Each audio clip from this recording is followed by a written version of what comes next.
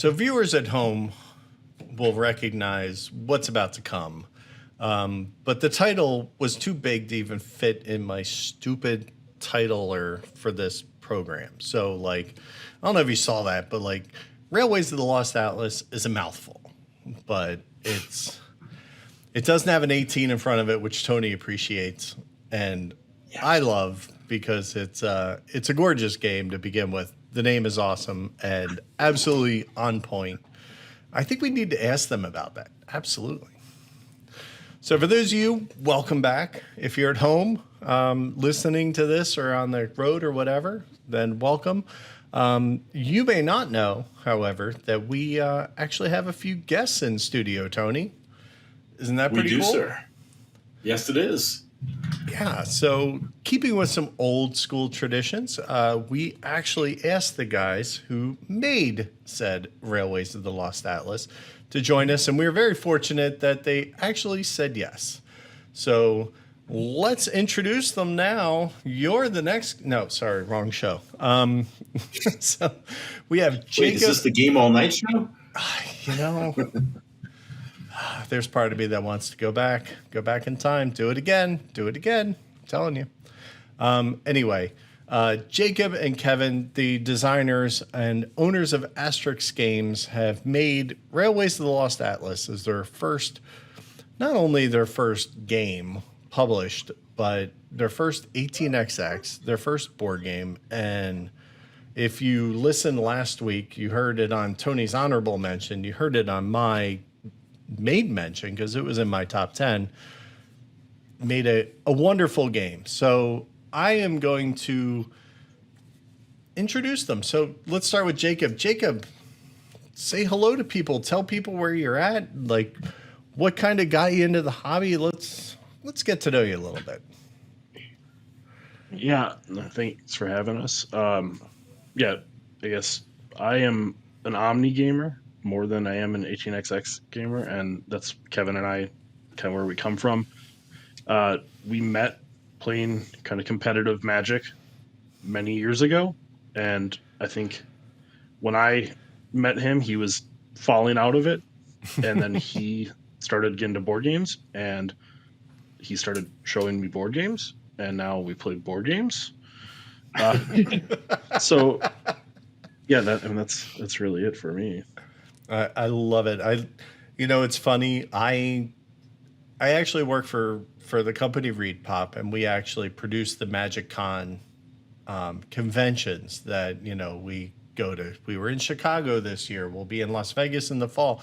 I actually leave on a plane Monday to go to Amsterdam for International Magic, and yeah, I don't care about Magic. Neither do we. I like the people, great people to hang out with. They're nice people. I like to hang out with them, but I don't need to play their game. I get it. So Kevin, what brought you into this dark hobby that you drug Jacob down with you? Yeah, so I played competitive Magic to the point that I qualified for and played in a Pro Tour in 2008. Wow. I was decent at the game. Nice. And I realized at that point that my next goal was making top 8 at a Pro Tour, and it wasn't going to happen. So I just lost interest in the game basically altogether. And I was looking for something gamey to continue kind of investigating and trying out and learning about. And I picked up some random board games. I started with some abstracts. I don't have many of the games that I bought at that time. And I got into more Euros. Some games kind of blew my mind just at the start, specifically Gingopolis. I bought it based on the cover. It's an insane game. I've played it 100 and some times. It's probably in my top 5 very easily. Really? It's incredible. So what attracts you to that? Because I literally traded away a copy when it was worth like a stupid amount of money, and I'm like, I'll sell it. I'm okay with that. And I never even got a chance to play it. That was a huge mistake. You should not have done that. Yeah. Well, I can buy it again now because it's in reprint. True. You probably made money. That game showed me that there's more than pure strategy to a good game. It showed me that thinking on your feet adapting to the current situation is crucial, and it's a skill that's useful in a lot of other games. But that one specifically is like, what can you do this turn that makes your future turns better? And it's not based on like what I'm planning to do in the future. It's just like I need to keep setting myself up to do well continuously. The game's incredible. Everyone should play it. It's insane. Now, so from Gink, we went to Splotters and then 18xx and then kind of down that rabbit hole. So it's the traditional like, descent into madness that you guys are probably. Yes. I don't know about you guys, but I'm kind of following these updates on Splotter doing the new Indonesia, and I didn't need a game like Indonesia until I started seeing what this is going to look like. It's gorgeous. I cannot I'll be buying it. Let's be honest. It looks absolutely as you should be. Yeah. It's gorgeous. It's an incredible game as well. Yeah. Kev, did you pass right over because it sounds like the time that you were coming into things like Dominion, Ascension, those kind of things were kind of like the board game trying to be Magic replacements were kind of coming in around. Did you kind of skip right through them or ignore them altogether? So I think I played Dominion once or twice. I found it really dry. I didn't mind the deck building aspect. I would say DC deck builder is probably the one that we played the most that pulled us away from Magic, just because it was enough of a fun theme that it kind of kept our interest, and it played quick. DC I don't play anymore. I don't own it anymore, but that was probably the game that pulled me most away from Magic. That and like Coup was a game that we played a lot at that time. Fun fact, every time I visit Tony, I smuggle home a little bit more of his full Dominion set. Yes. I think I'm sitting at about 75% loading. Yeah. I don't think you took any this time because we had No, I did. I took 3 expansions. Good. Okay, good man. Nice.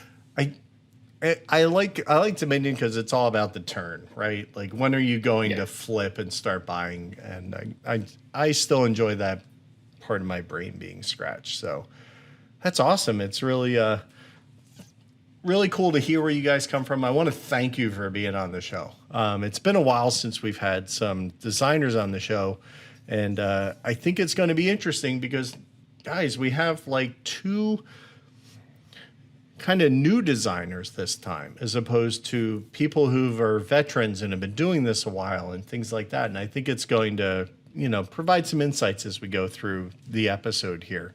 So I don't want to keep you from it anymore. So Tony, I'm going to turn it over to you. Let's dive into, wow, I'm totally looking at my screen and not paying attention.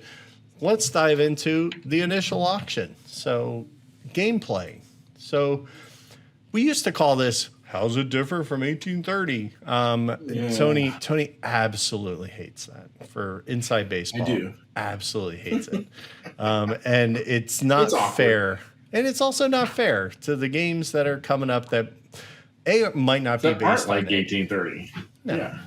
No. But what we're trying to do is, let's kind of dive in and let's talk about some concepts that might be familiar to you.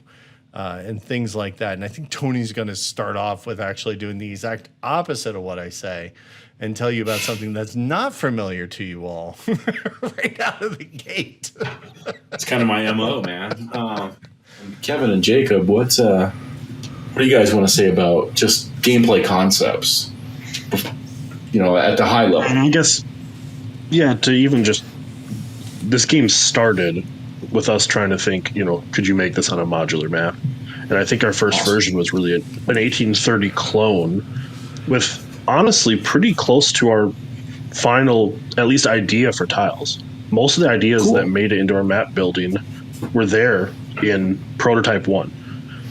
And it was, I think we did 1830, and honestly, pretty quickly we're like, we can go a lot further with this concept.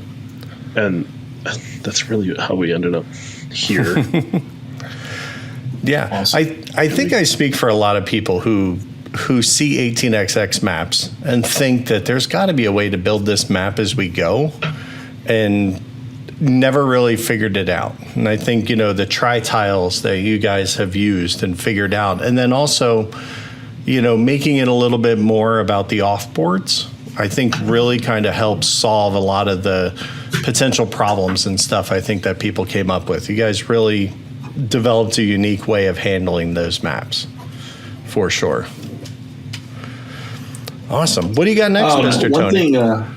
One thing about the gameplay that I'd like us to get into at some point here, and I do have a point I'm going to ask you guys, so I'll just mention it now so that you can think about it. But like, besides the normal game, there's some micro games and variants and stuff like that, and I haven't had a chance to play any of the micro games. I saw the micro games getting played at tracks as well. So I really think that that's a really cool concept for when I've only got an hour or something like that, not 3, 4, 5. So I definitely want to ask about those a bit later. So if you guys can be thinking about that, I want to experience them and I haven't yet. Excellent.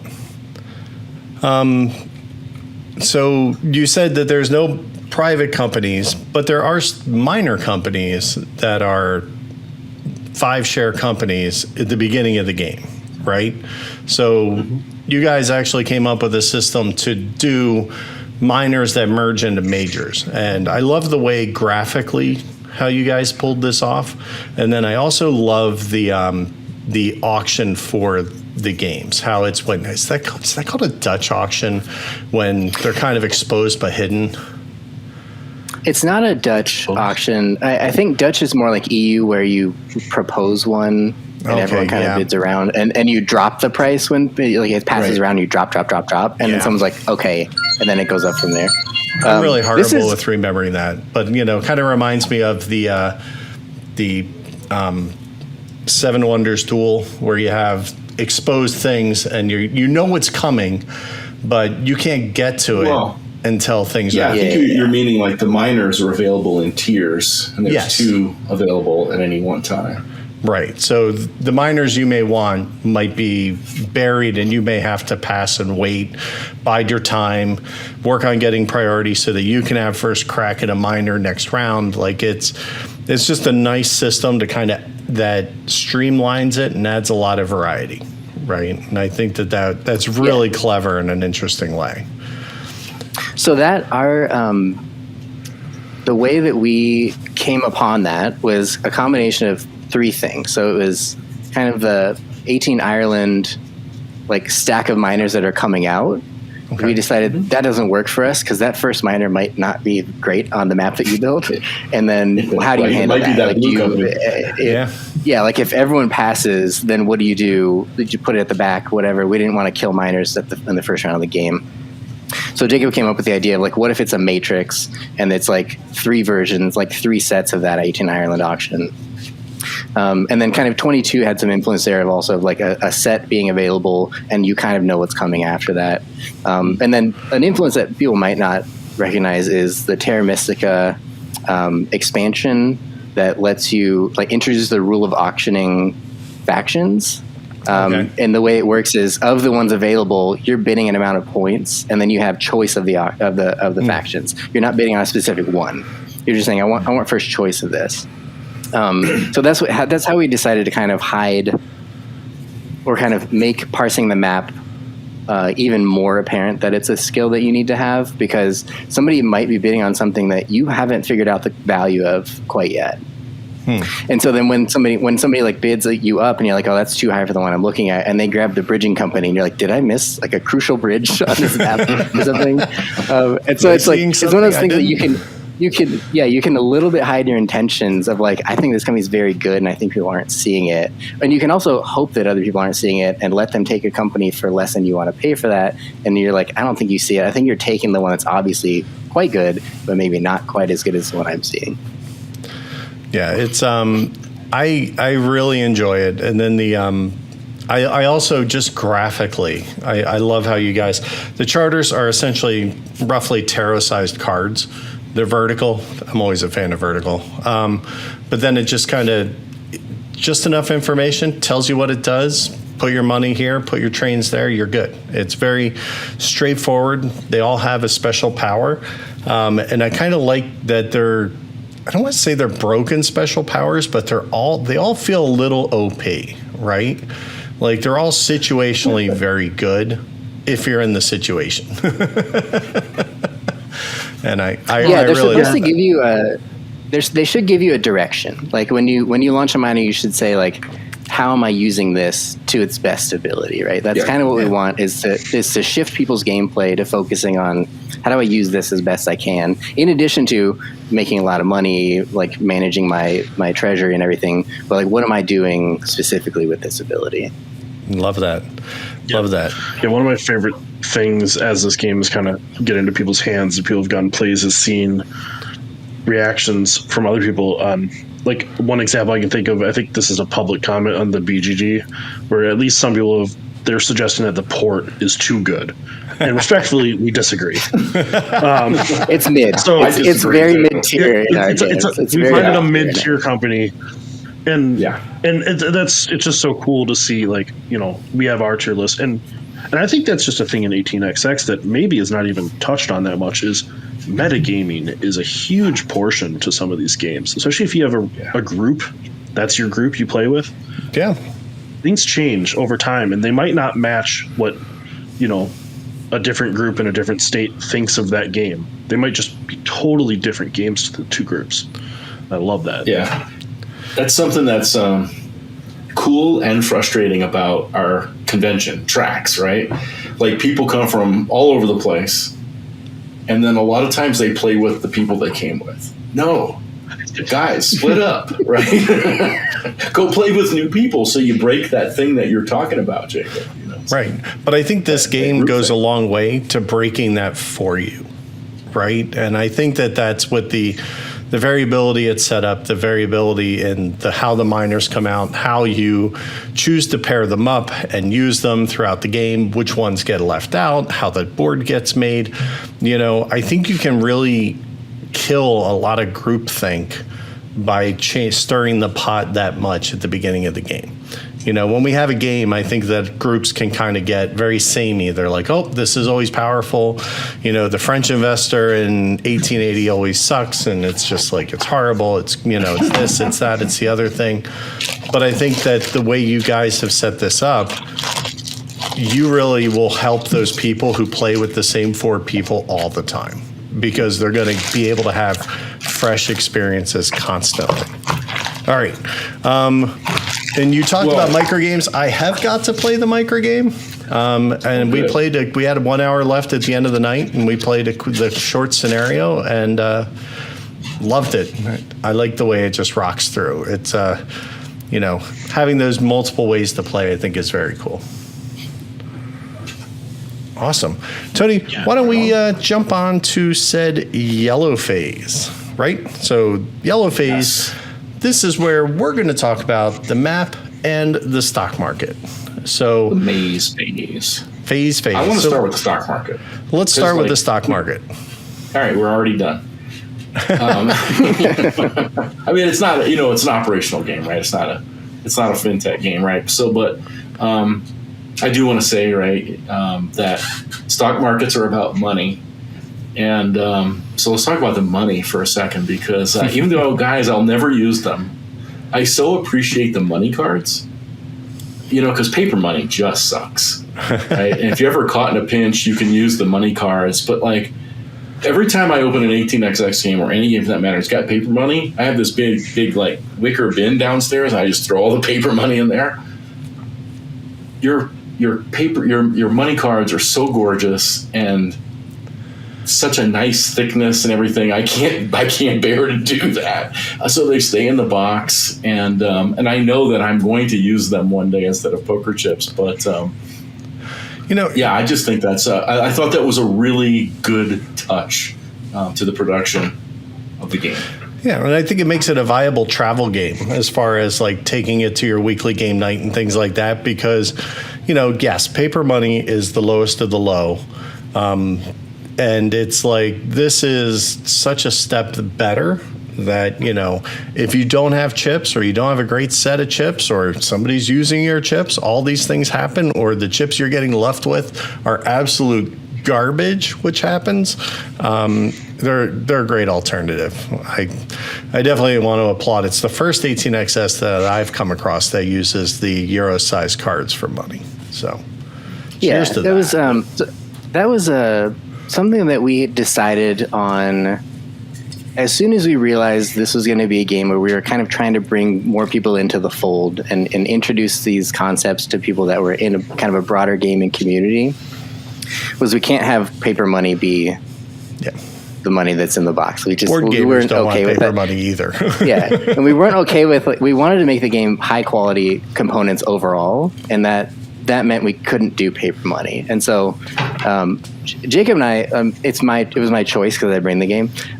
We always play with paper money, with the card money now, because I don't want to take my chips to the place that we meet and play games. I don't want to carry a whole extra box that's like 10 pounds in my backpack. So we play with the card money. We've gotten used to it. We actually like it. I like it a lot. I can't speak for Jacob on that. No, 100%. I honestly was hesitant to even use it after. I mean, we tried it. It was good. It worked. And I was like, okay, back to chips. And then he just stopped bringing the chips. And I don't know that I missed them that much because it works fine. They do what they need. I agree. I'm not going to. If it was paper money, we just wouldn't play with them. But yeah, our entire ethos around. Right. Our entire ethos around the Kickstarter was. We also kind of started with the idea of we don't want a deluxe edition. We're going to make the deluxe edition as our base game.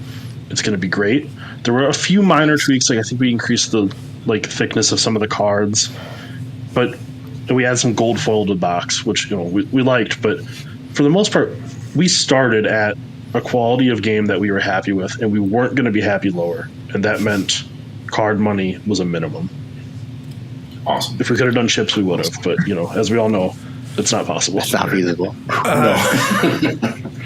It is, but I'll be honest with you. For as many people who's love, say, iron clays, there's just as many people who hate them. So even if you did chips, you'd probably polarize somebody somewhere because you put 2s in there, or you put 25s instead of 20s. Just again another point of frustration. But the cards, they work great. I didn't play with them, but I wouldn't be upset if I had to, for sure. Good call out, Tony. I love that. Yeah. So stock market money, loose association. Sorry. Yeah. So it's basically. Let's talk about the map. Well, finish up the stock market just so people know. It is a 1D stock market. You only move left. You only move right. You have to pay your value to increase. You do get double jumps. I'm surprised you gloss over double jumps because it's one of your favorite things, is multi-jumping. So, that's right. You can definitely do that. There are ways to kind of continue that movement forward and help separate the pack a little bit. If, things are kind of getting, everybody's moving, this kind of helps push people apart a little bit, which I like. So, awesome. So, Tony, you kind of started with the map. So why don't we let you kind of continue down that road a little bit? Yeah. Well, yeah, as mentioned, right, it's a modular map, and I love this, right, because you guys have made setting up the game fun, right? We're all participating in building this map, and it's a blast, right? You got the black border hexes that can't touch, so it kind of forces some interesting outlines when you're building the map. The water hexes, right, do some breaking up potentially, in the inner areas of the map. The projectiles, where you get to decide where, capital cities, that's a great little touch too, right? Because the capital cities are worth a little bit more money. The individual hexes that you can use to clean up the map, to, allow certain cities that might be on the edge to maybe upgrade a little bit and stuff like that is very cool. The variable amount of the offboard tiles, right, where you can, because the red offboards don't really have a value written on them. You have to assign it one of those cards. You guys even made a blank card in there where folks can make up their own values and everything. So, yeah. I mean, the game will never be the same twice in terms of the geography you're playing on, and it'll never be, I'm looking at you, 18EU, build these tracks this way every time. Build this track this way every time, right? It'll just never be that way. No. So, yeah. I think it's amazing. Yeah, and I think it's also you really kind of hit on it, and I think it's one of the things I loved about I played it last year. We played the prototype, and that was great, and it was fun. And I'm like, all right, this is good. This is the trick. This is the MacGuffin here. But then when we actually got to tracks, and I actually played it 3 times, I kind of realized like, hey, the setup is actually part of the game. It's not just 2 guys unloading a box, getting it out while everybody else watches them and they're sitting there on their phones. Like, no, everybody's kind of like, because you're up and running in a matter of minutes. Like, you're opening the box and then you're making the map, which, yes, is that actually playing the game? Maybe not, but you're actually participating in the setup. And let me tell you, people, when you build your map, don't be a jerk, because 99% of the time you're just going to screw yourself. Okay, you want to make cohesive maps. Trust me, you're going to be a jerk. I'm going to get this. I'm going to do that. I'm going to do this. I'm going to make this great. And then somebody else takes it, and you're just like, you're on an island, and you might literally be on an island. So, be gentle, because I think it's very easy to have I don't want to say a bad experience, but you can definitely have a rough game if that map is, just everybody's just out there to just murder each other. But I'll bet you, if you're playing in that game, you're probably going to have fun too, because you're all a bunch of murderers and thieves, and you're going to enjoy that. So, that was a big part of, that's. No, sorry, no, it was a big part of the map designing. Was once we kind of. It seems so obvious in retrospect, but we were like, oh, you randomize the miners in their matrix after the map. There's no incentive to ruin the map. You can ruin the map and have fun. It's a game. There's a game there. We like to make cool maps. We like to make interesting. We generally balance our companies, because I don't know what I'm going to get. And if I put a company that's, absolutely garbage, and that's what I'm going to kind of get stuck with in the auction, and obviously you still get choices. There's interplay, but it was critical that we kind of made it so you can make the game you want to play, and you get to do that every game you play it. Yeah, for sure. Kevin, what were you going to say? To add on to that, this is one thing that I kind of want to get into, that the setup is part of the game. It's not a competitive aspect of the game. Our first tip in the rulebook is build the map you want to play on, but it gives players agency to determine what their game looks like. So if your group wants to play a very cutthroat game, if you want to be able to token people out of their cities, then you can build a map that does that, and you can agree on that before the game and say, let's build a tight map. Let's build a map that's got some choke points in it. If we draw a tile that's got a couple cities on it and we feel like there's enough cities in the heart of the map, let's put it out on the outside. Like, let's make it so we're focusing on the thing we want to focus on as a group. Or you can say, we just want to run good companies.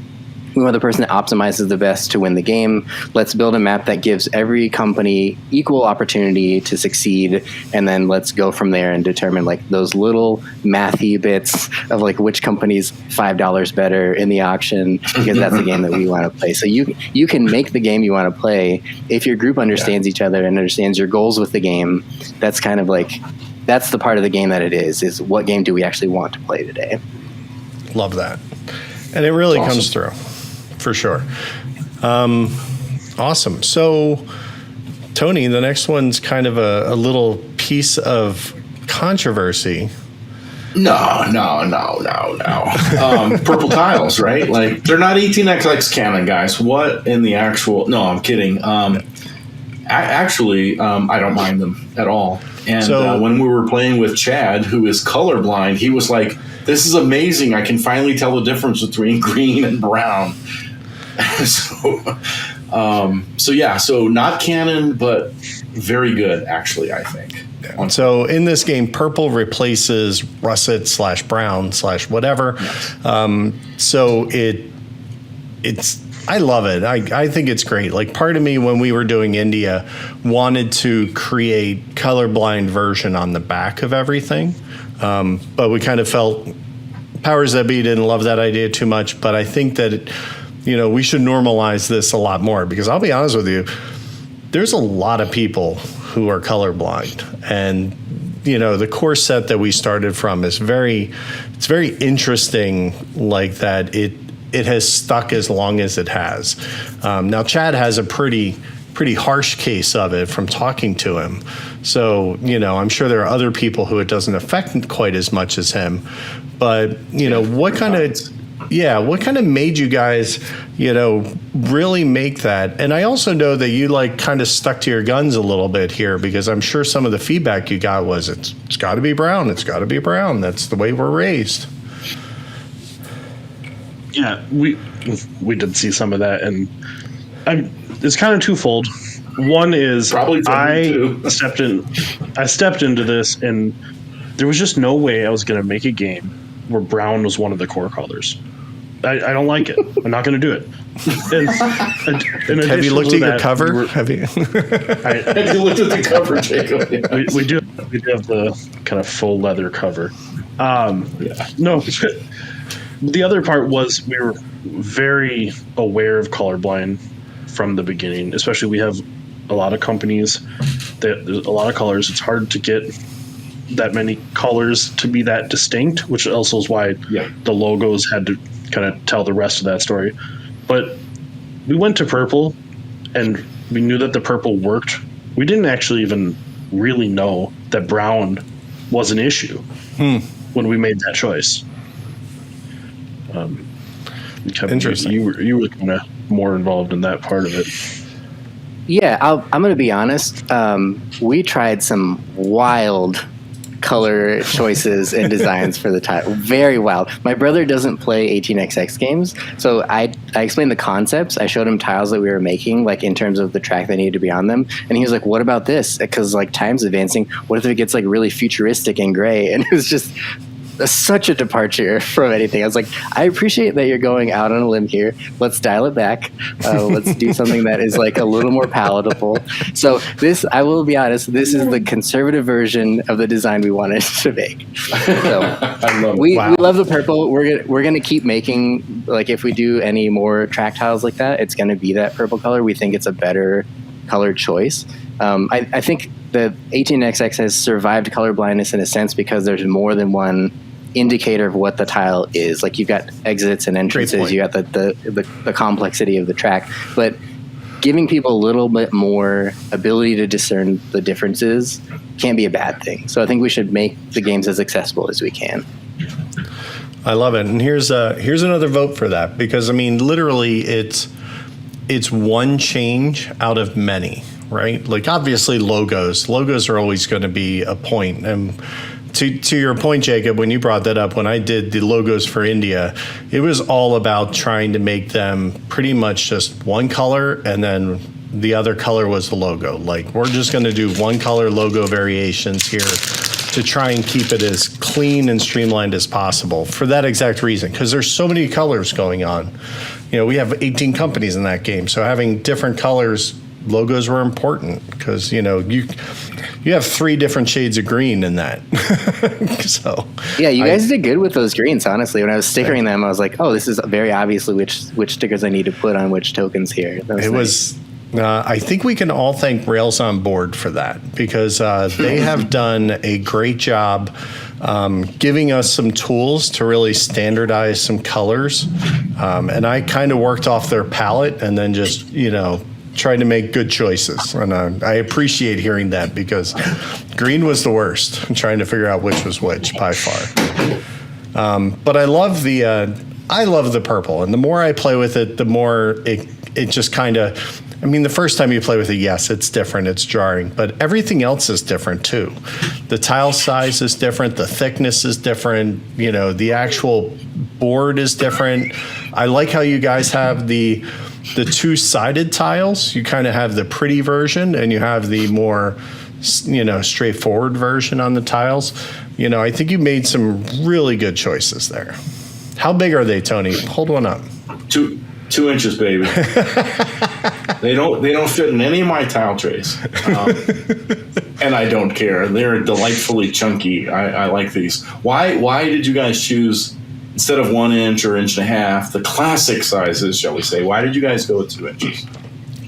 So that most of that is, yeah. So you go.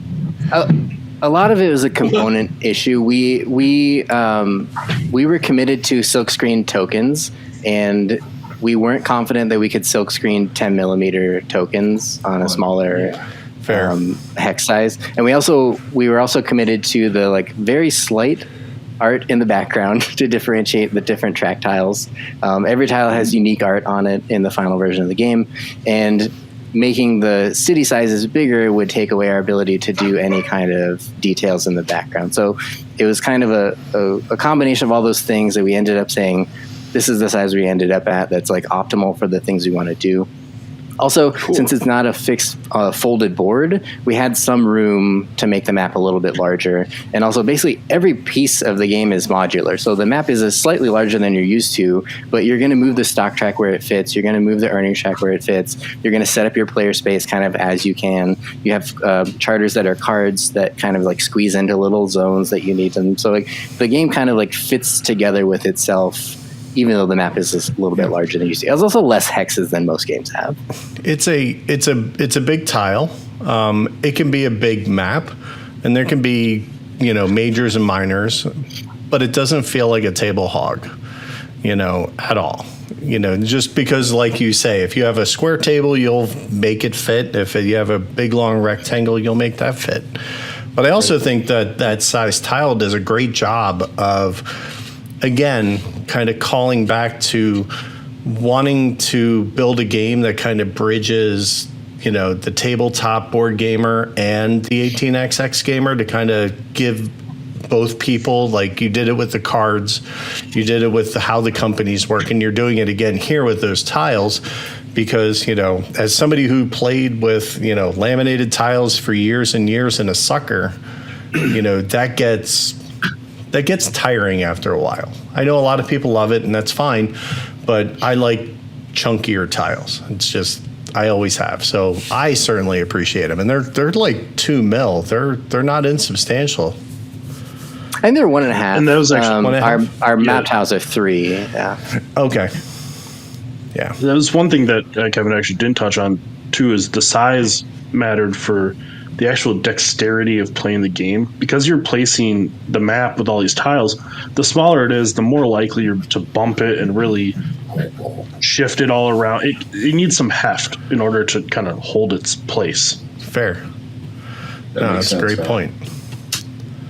Yeah, especially considering, awesome. You have, a 3-shape piece underneath it that could get jostled. That's sitting on top of it. Yeah. Now that you're thinking about it, I don't recall me having to because I'm that person. If it gets knocked, I'm going to have to fix it before we continue playing. I don't recall having to do that much at all. So, if it, I am that person. Yeah, and Kevin knows. If I don't notice it, then chances are it didn't happen. So, awesome. So I think it's a great job for Purple. It may take some people to acclimate, but I think it's also one of those things when you're in the game and you're in the moment, it doesn't matter. It's a phase change, people. We'll deal with it. All right. Are we ready to head on to Choo Choo's, Tony? Bring it on. Head on down to Choo Choo Town. This is not going to be like going to the Forney, where we're going to close 3 times before we actually get in. We're going to go straight to Choo Choo's, right? Straight to this. We'll see the big boy first time. Yeah, we literally went to the Forney twice, and it was closed outside of, during normal operating hours. And then we finally were able to get there on the 3rd try. It was annoying. Got to see the big boy. Awesome. Yeah, choo-choo trains. Let's see. Couple thoughts on the trains, right? It's, kind of a basic 2, 3, 4, 5, 6, that kind of a train deck and stuff. But a couple of things that turned me on about trains in this game is, one is you're able to buy a lead-off train when you first operate. And it always feels good to make money in your first OR, right? And keep that money flowing. And honestly, let's face it, guys, that speeds up the game a little bit too, right? Go backwards, do all this stuff, right? Like, let's get the money flowing and get trains moving and come to a decision here. And it encourages cross investment because you're going to run an OR or two, so it's great. That's right, going to make money every time, so buy it now. I like the whole 7/unlimited trains that you guys have, right? In particular, the trade-in rules, right? Like, that's kind of an 1830 thing that I really, really enjoy, where it always, again, feels good to be the guy that does the first trade-in, killing everybody else's 4 trains, and stuff like that. It's super fun. It feels like a power move every time. So I really love that aspect is in the train roster here. I also like games that export because that keeps the pressure on the players, So after every set of ORs, we're kicking out a train. And if we're kicking out a 2 train, if players didn't buy all the 2 trains up, guess what? We're going to kick them all out. So really, get boom, green. We're in phase 3. So it's really, really cool. It keeps that train pressure going on, right? And I know in the games that I played, and I'm curious, Kevin and Jacob, what you guys think with the groups you guys have seen play. But we're kind of an aggressive group. We push trains, and so we feel a train rush. And we've actually seen, I think, 2 bankruptcies in all of our plays, which is not a super high, crazy, don't get worried about it type of number. But I love that possibility exists there. So what do you guys think about the trains and the train rush and stuff like that? So let's see. For us, from a design perspective, the trains, how we decided to go about the trains and pricing and the lead up and everything kind of all came together to facilitate the fixed round structure. So it's like we want the game to have a certain arc in the rounds that you're playing, 4 or 6 rounds. And to do that, an export is kind of necessary, certainly for new players. The roster we have fits into that structure. The pricing fits into that structure. And so that was kind of our approach to figuring out what trains to include and what price to include them at. We tend to play lower player count, 2 and 3 players, so there's not a whole lot of bankruptcies because players are controlling more pieces of the game, and we can kind of spread things out and make the game do what we want it to do. We've definitely heard of bankruptcies happening in 5-player games. There's one group that said they frequently end in bankruptcy, and I think that's a choice that players make to some extent. To continue to push trains past that, and if that's the game you want to play, that's great. We are happy that you get to do that. We personally don't tend to see bankruptcies in our games because we all kind of play more careful games and try to stay alive as much as we can. So I think from our personal groups, we're just very much more conservative players. So I'm interested in seeing. I hope we can visit tracks, and I'm interested in seeing how I fit into those other games that people are playing and going bankrupt. And if they're just going to get me, and I'm just going to go bankrupt because I couldn't play conservative enough. That's awesome. That's actually, you brought up one point that we failed to mention during gameplay, which is this game is determined by rounds. And, one of the ways you guys provided variability in the game during different setups and different things is by changing the amount of rounds you play. So like that 1 hour short game I was discussing earlier was 4 rounds. So we didn't see anything past a 3. I think maybe we saw 4. I forget.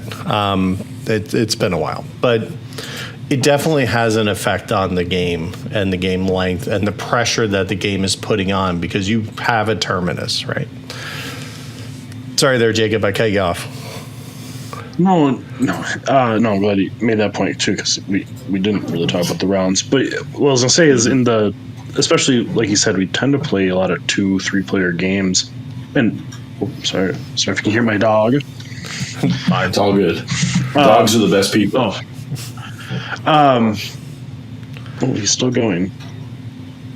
We can't hear You're it. good. You can just we can't hear it. Oh yeah, You can't hear. Dogs are fantastic. Sorry, no. Especially in these short or smaller groups, what we see more than bankruptcy is, well, I guess I'm just going to pass this train between my 2 or 3 companies for this entire last set, which is, it's not that far off of bankruptcy.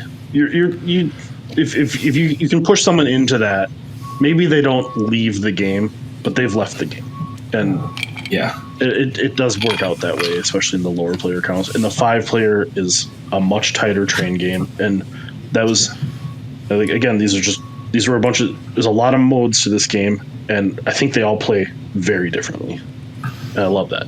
You know, you talked about, like, we didn't talk about the rounds. I have never played this with a fixed number of rounds. I have always played the bank breaks variant. Interesting. That's just what I like. That's why it's there. Yeah. And I've It's always specifically played for rounds. 18xx veterans. Yeah. Yeah. Six is the max. Yeah. Interesting. Again, learning stuff. But, you know, I think we're kind of close to talking about, you know, some of the shenanigans that can come up. So I think we're going to move on to our Tony, do we want to keep the purple phase indefinitely? We can. I made graphics for it and everything. Look. See, there we go. So we very could kind sexy. of. Oh, look, even the tile is purple too. Excellent job, sir. He sprung it on me last night, people, and I made it happen. It was a stretch. Dude, I sprung it on you this morning, and you made This it happen. Yeah. It's like, Fair you know enough. what? We don't need a brown phase. We need a purple phase with these guys. I like it. It's, you know, it might just stay there because I'm too lazy to change it back too. I mean, there's always that. But the Yeah, you know, shenanigans. I'm definitely interested in hearing what these guys have seen and done shenanigan-wise. But yeah, you know, for me, like, the biggest thing is the powers of those minor companies, right? Like, it streamlines the game, right? There's no ceremony of auctioning privates. There's no extra rules for how do companies acquire privates, how do privates close, right? All that kind of stuff. I really like the powers, but the true reason is because it always is fun to feel like you're clever when you use that special rule to make a nice result for yourself. You know, it really, really feels good. I have some favorites I'm going to throw out there. I love the bridging company and being able to build tracks over water. That's my number one. Never got You to know, play if with I it. can get that company, I will get that company. I love the resourceful company, you know, with the soft rush trains. That's pretty cool. The adaptive company, where I'm just going to like, okay, start here. It's great.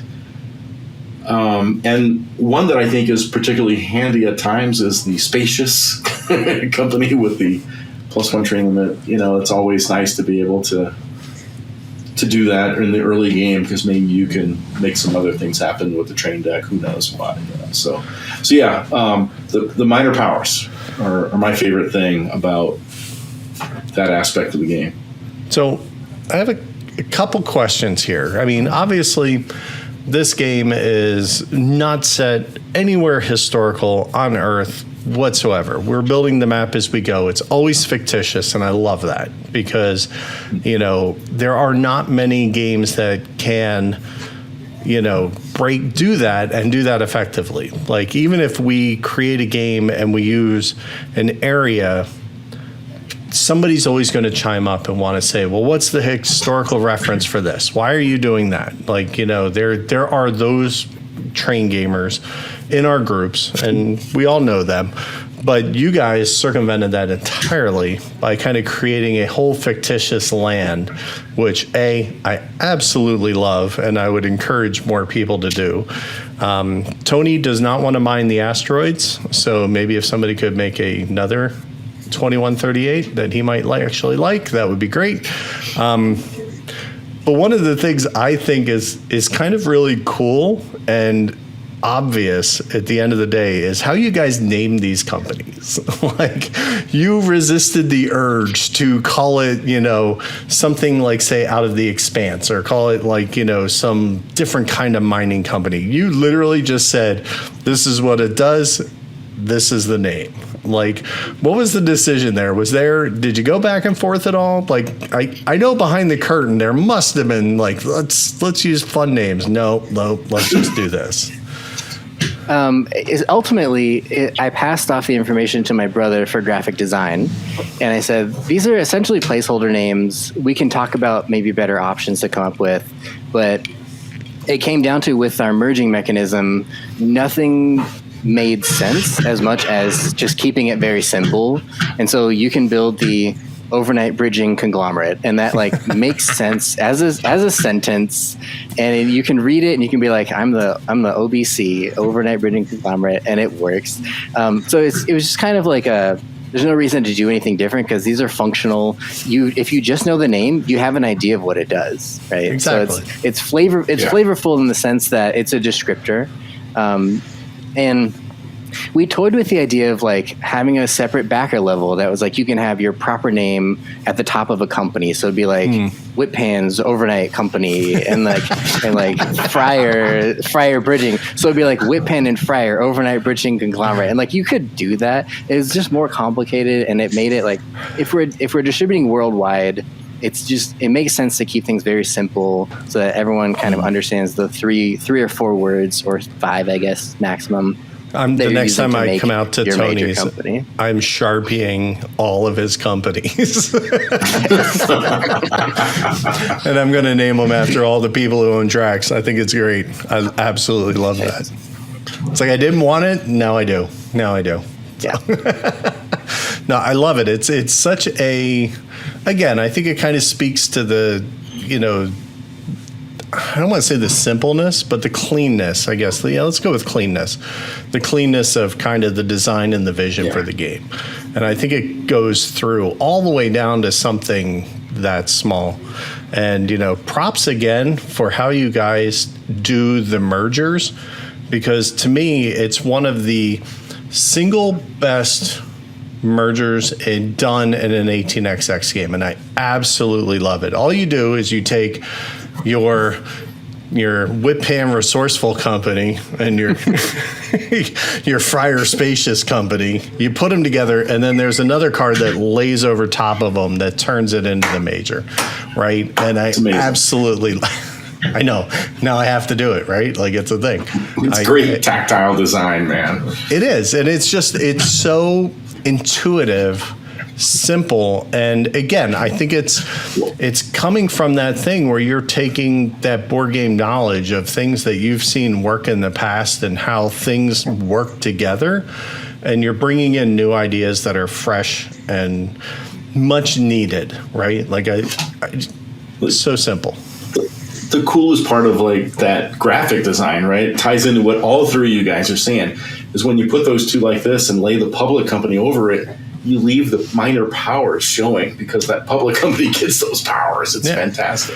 And you always set the treasury off to one side and the trains off to the other. And when you butt them up together, you set your money off to one side and you set your trains off to the other. It really works. And I think it took, some outside thinking to kind of reimagine some of the things that we take for granted that, maybe haven't been the best. And when you have static powers that are going to stay throughout the game, it's such an elegant solution. It's probably my favorite solution that you guys came up with. So cheers to that. No, it's cool here. And one thing about them. Oh, go ahead. One thing about them too is, as people, we saw some feedback on them, and one of them is, this is going to be a pain when we're moving companies around the board. And we didn't really say this, but we're kind of just like, we'll play the game, and you're going to see that it doesn't happen that much. So you not a concern here. It's a run good companies game. We know that. We like it. That's what we wanted. And some people like it. Some people really don't. That's fine. But these companies, people dump them. It happens. It will 100% happen. But you're not shifting companies between players every turn. It's generally not going to happen. So and when you it do, works if out you do fine. dump a company, you just pack it up and hand it to the person, and then you hand them their treasury, Yeah. and they can change the name. They can make it the bridging overnight instead of the overnight bridging. Like you can rebrand. You can rebrand when you take over somebody else's company. Nice. I absolutely love it. But I think, this also kind of brings up one of Tony's favorite MacGuffins. And Tony, that's you want to try like the 18 Ireland style hostile merger. Yeah, that variant is one that I'm very interested in. Trax is actually working on a game with voting stuff in it, but that one I would really like to try. I love the way voting works in 18 Ireland. It's more of a statement than a question. I just want to try that one. So we pulled that basically directly from Ireland. We made one small tweak, which was that bank shares that are there's a certain subset of bank shares that will abstain instead of voting yes or no, and so we made it just slightly easier to actually hostile merge into somebody's company Nice. because we knew the people that were playing with that wanted more teeth in the game, so we're like, here's some teeth, I guess. Yeah, so those of you who are unfamiliar with Ireland, anybody who has a share in a company may propose that that company merge with somebody else, as long as they meet the legal requirements. And there's actually a voting process that happens that all the shareholders get to vote whether that merger happens or not. So just because you're the president doesn't mean you have the final say at all. You might break a tie, but that's about it. Yeah, it's the individual shares that vote. So in some circumstances with that variant, 2 shares could potentially. I don't think you can win with 2 shares. Because you can't topple. I guess the it's president. out of 10. You could have a set of 4 shares winning and voting to merge, somewhat. So if as the player owning the company that wants to hostile merge, you kind of want to issue your shares into the bank so that those bank shares are going to vote yes, please merge my price up. So you're kind of tanking. You're even more tanking your company to try and get those yes votes into that merger. So what kind of, it seems obvious in retrospect that you guys would have, developed mini games within this, because when you have a lot of variability and things like that at the beginning of a game, like this has with the tiles, with the companies that are in the game, with the length of the game, also being one of those. And now you guys are adding in different mechanics. There are so many different ways to play this game. What made you want to take on all that extra work? Because let's be honest, it's hard enough to do a base game, but then to say, okay, that's great. Here's the base game, 1830 base, have fun, build your map, go nuts. But then you're like, well, here's a 2-player variant. Here's a short game variant. Here's a hostile takeover variant. What made you want to stretch the legs instead of, say, making an expansion or something that all the board game people would just gobble up? So I think I'm going to credit 22 Medium Regional with a lot of kind of opening our brains to what can happen with a game by shrinking it and by scaling it down. So that was kind of the impetus for, we have a modular map. Why do we use all the tiles? We don't necessarily need to do this. And if we make it smaller and we have fixed rounds and we can make those smaller, then is that actually the game we're actually working towards, which is a game that's palatable, playable in a weeknight for non-trained gamers. And from there, it just collapsed into I could make a tiny version of this game with a third of the I could split everything into thirds. I was just looking at the numbers, and I was like, if I just split everything into thirds, I have 3 separate games that I could play if we figure out what trains to put into it. We're using the base rules that we already have and we already are happy with. So does this work? And then in terms of the variants, it was for hostile mergers, we know that hostile mergers is functional in Ireland, so there's no reason for it not to be functional in this game. We made that small tweak to it that we're sure is not going to break anything. If it does, it probably breaks it in a good way. It makes it just like much easier to hostile merge. And then you just have a chaotic hostile merger game. Which that group wanted in the first place, let's be honest. Yeah. And so that and Bank Break are very much intended for veteran train gamers. It's like, we know this is the game you want to play. You have permission to do this. Here's how we would set it up. Like, we don't play those variants anymore. That's not the style of game that we want to play. It's not what we made this for. It's very much for veteran gamers. So we're not really expecting Eurogamers to come in and be like, let's do hostile mergers right away.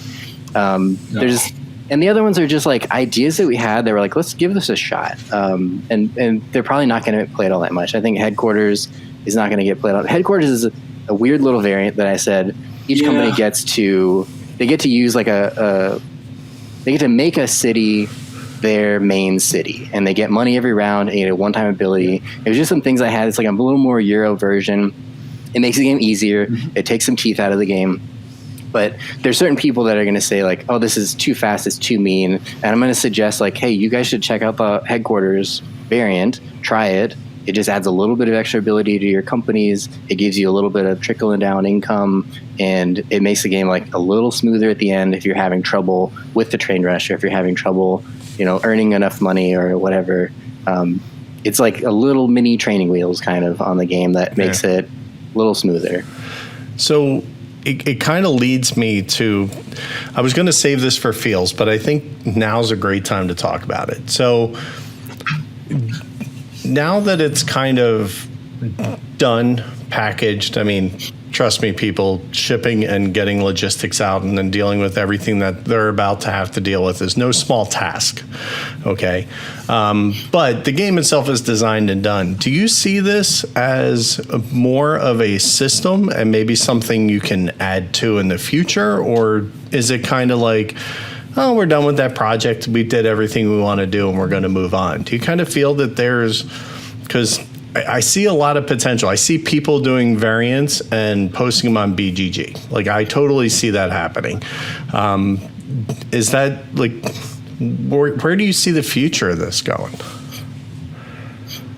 Okay, I'm gonna do three things here. I'm gonna talk about three. It's a lot. So, number one, if people get the game and they like it and they want to do their own thing with it and want to share something publicly with it, please do that. Like 100%, we are happy that people will come up with new ideas for this game. I think specifically people could start with custom maps, like building a preset map and saying like, this is a map I made. Like I use like overlay tiles in a creative way, like a scenario. There's a slight rules variant here with this map specifically. Do that, publish it. Like, we'll even spread it and be like, hey, look at this fan-made map that this person made. It's super cool. 100% support that. Number two, we're not going to get into details on this, but Jacob and I are working on a separate standalone game that is very not 18xx. So we do have projects that we're working on that are completely divorced from this that we're very interested in. Number three, we're also working on an expansion for this game. So I don't know how much we want to talk about, but I think we can do just like a super quick overview of what we're thinking. It's a modular expansion. It has three separate groups of things in it. Group number one is more of the same. It's 4 new minor companies, 2 new major companies. It lets you play a more crowded long game if you want to. It lets you play a long game with randomized minors, so you would cut 4 randomly and have a different set each time, so you inject some of that variability into the long game. Number two, we're gonna call it a national railroad. This is all super prototype level, so we're not finalized on any of it. A national railroad that I think is going to address some of the initial concerns that we've seen about like there's too many cities on the map, or we can't token anyone out because everyone has, there's so many spots in the capitals and stuff like that. So we're working on a national railroad that operates on its own under the direction of players, and is really interesting in how it fills up the map and how it kind of expands track laying and tokening, and it makes it so that you can control blocking other players' routes, and they can also control blocking your routes, not using your own tokens and not using your own money. So it's kind of we're pretty excited about that one. So it's almost like somebody gets one of those neutral tokens or something that could then potentially become a national token, like 1888, 82. So it'll operate very similar to the 22 Mexico national with our own twists on it. Essentially, a player that owns 1 share can lay tracks. A player that owns 2 shares can lay a token. The cost of those, this is our big twist. I'm going to reveal it because I think it's great. The cost for any of those things. So if you dig a mountain, if you lay a token, they cost 60 and 40 and 60 like they normally do, but that comes out of its revenue for that turn. So you're spending, if you're the only one that owns it, you're not going to spend any money on that. As soon as someone else buys in, you're like, okay, we're going to drop a token. We're going to spend money. We're going to spend some of your money, some of mine. I'm going to block your route. It's super cool. It's super cool. So it has its own negative revenue track on it. And you'll just lay it above the earnings track and say, like, I spent 60, you spent 40, it's minus 10, it's running for 14, $4 a share, right? Nice. It's weird. It's been super fun. It might change. As of now, that's kind of what it does. And then the last thing is way out of left field, but this is actually the first idea that we had, and it's probably going to be the namesake of the expansion, is Landmarks. So it's Landmarks of the Lost Atlas is what we're kind of thinking for the expansion name. These are more project tiles that go into the map deck, a certain number per game mode. So in the short game you get 2, a micro game you play with 1, long game you get 3, and there's like 10-ish total. And these are weird sized tiles. So it's a trihex that says place the cave, place the canyon, place the waterfall, whatever. And they have preset tracks. So you lay them as part of map building. You know what they do. You know who's going to be around them. So it's the same as like the minor companies. It's like you can't screw anyone over with them. Well, they all do like wildly different things. Some of them are you get some benefit for just running through it. Some of them you get a one-time ability. Some of them are a repeatable kind of boost in revenue. And they all do things that are a little bit different. They added a lot of flavor into the game of like, this is like a thing that the people in this area know about and the trains go to, and you kind of like, it builds a little bit of the world more than just companies and tracks. It's like an actual world. I love it. Wow. See, and here all I thought was like, we have a few ideas for some new miners. That was the low soft pitch, but yeah. We do. We're super excited about the new miners. I don't want to get into the details of those, but there's 4, and they're fun. We like them. That's cool. 4 people here who've played the game extensively, are already geeking out. The people listening to this probably just unpacked their copy. So, guys, go. I got to tell you, the Landmarks thing is really hot, guys. That sounds amazing. I love it. I even, I'm not a huge national guy. There's only a couple I like, but you had me at NDM. The only other national I like is the UP that Tony and them designed for the 1861 variant that he just released in the last mainline, actually. The previous one. The previous one, the UP one. I don't know what it is, and I think probably more times I brought it up than I should. But I really love how you guys did that with the train deck for the company, and just kind of everybody still owns shares, but it's not as cumbersome as something like, say, the Russian is. Yeah.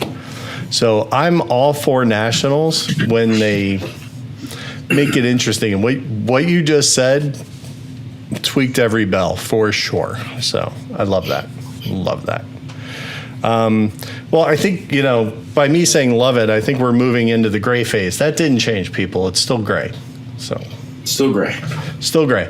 But the gray phase is, how do we feel? I mean, obviously, if you listened to last week, this is one of my top 10 games.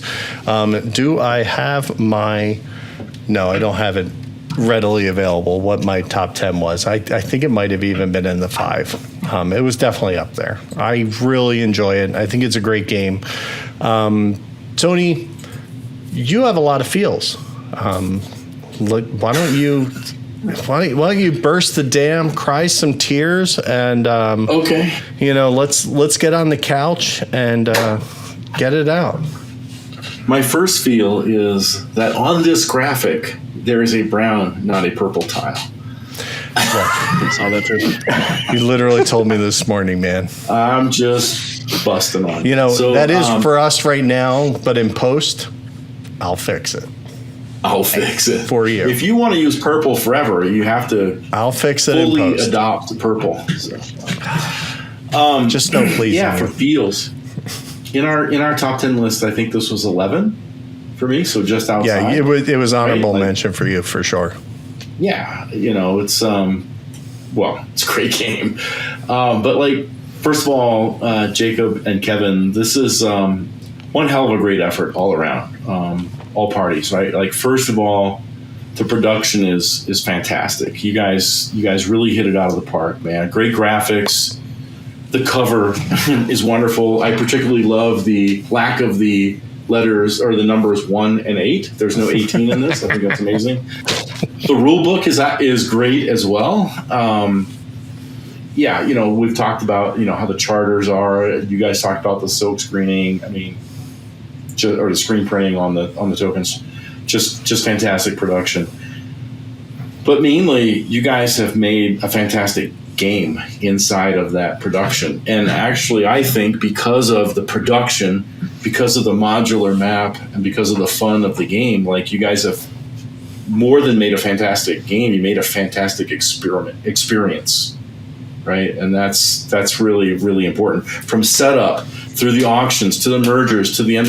Everything is fantastic. So I just have to say good job and thank you to both Asteroid Games and Studio Delger. Thank you, guys. Yeah. Thank you. This is a good game. Beginners, veterans, everybody, right? And I implore everybody that's listening, if you do not own a copy of Railways of the Lost Atlas, immediately purchase one for your collection. Period. End. Hard stop. Yeah. It's look, guys, I get it. It's probably uncomfortable to sit there and hear people gush. It can be a little awkward, but at the same time, take your laurels while you can, because you have Mr. Hardcore over there, and you have Mr. Newcore with me, and to Tony's point, I think it's such a great game, and it kind of goes back to what we've kind of talked about already, which is you have done what so many games have tried to do, and that is bridge board gamers with 18xx gamers, without dumbing it down or making one feel stupid or making one feel they're playing a lesser game. I think you've created an experience that really bridges that gap very, very well. So people who want to get their Eurogame game groups into 18xx without spreadsheets and charts, a simple stock market, the choices you make, build your map. We've played that in other games before in Eurogames. So all these concepts are all familiar, but you guys I can walk behind a bar and I can see a bunch of bottles and I can see, there's grenadine, there's bitters, there's rum, there's vodka, there's bourbon, whatever. It takes a special person to pick and choose all the right things to make a glorious cocktail.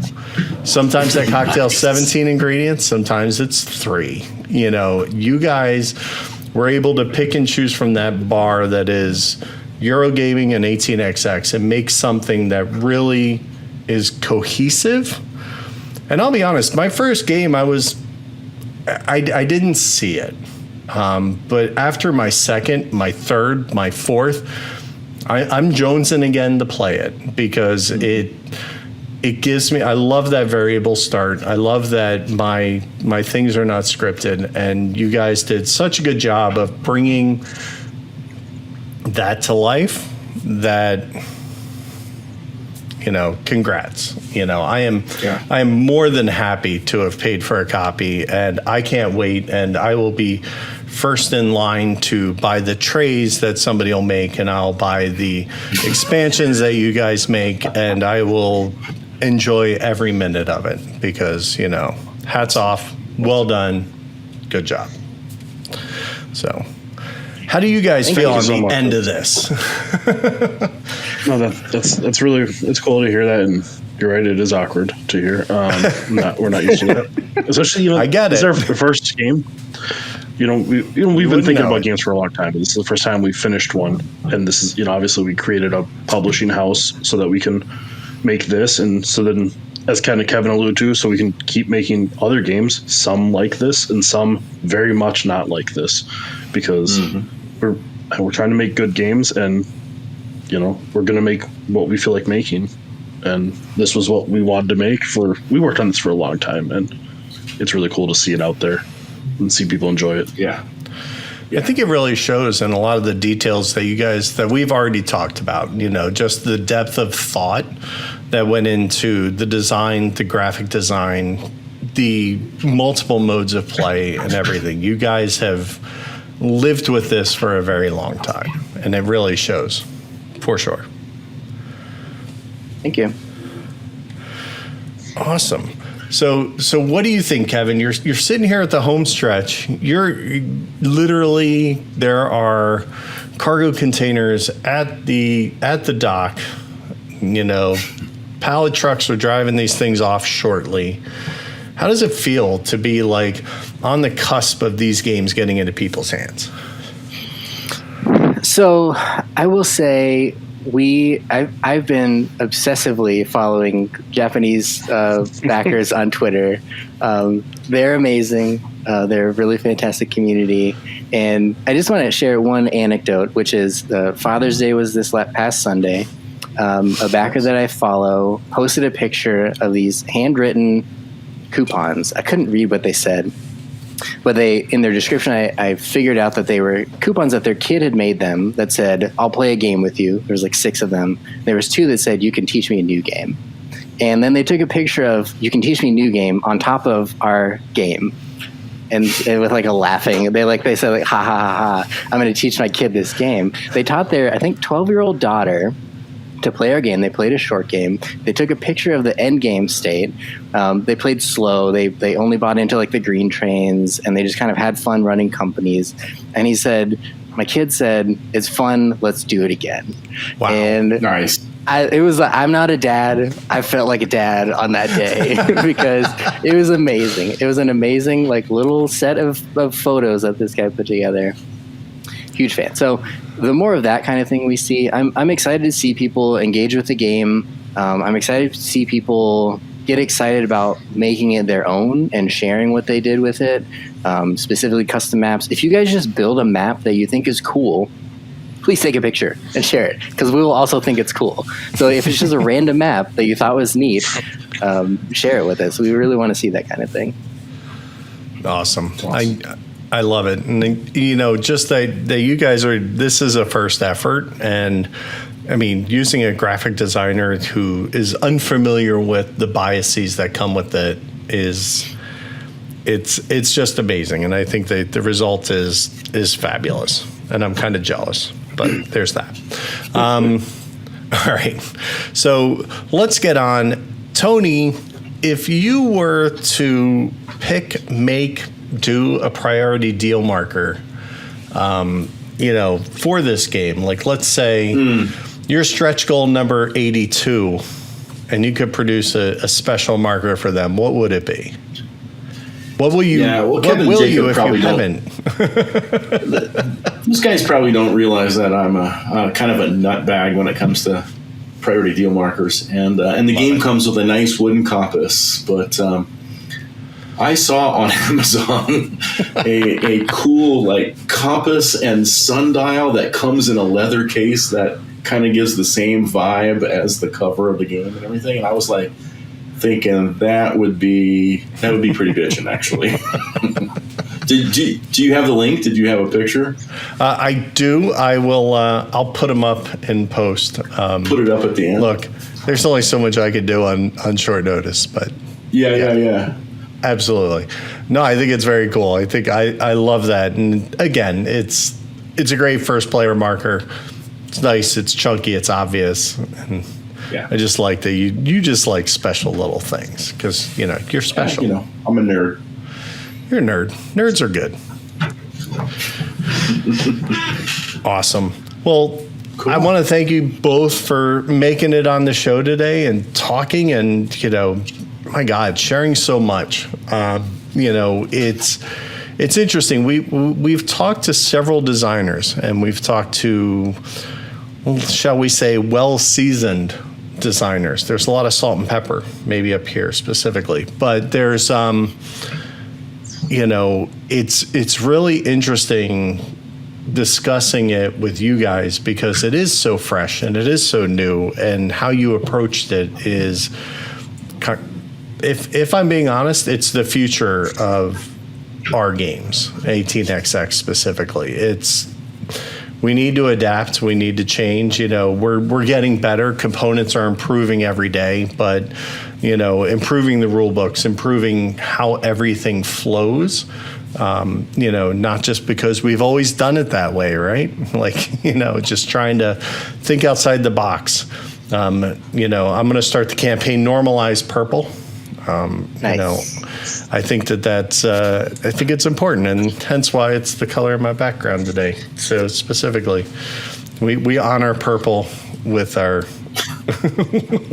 with our lighting. So I think it's nice. But again, when I think 20% of male population is colorblind to some degree, why would we want to exclude any of that?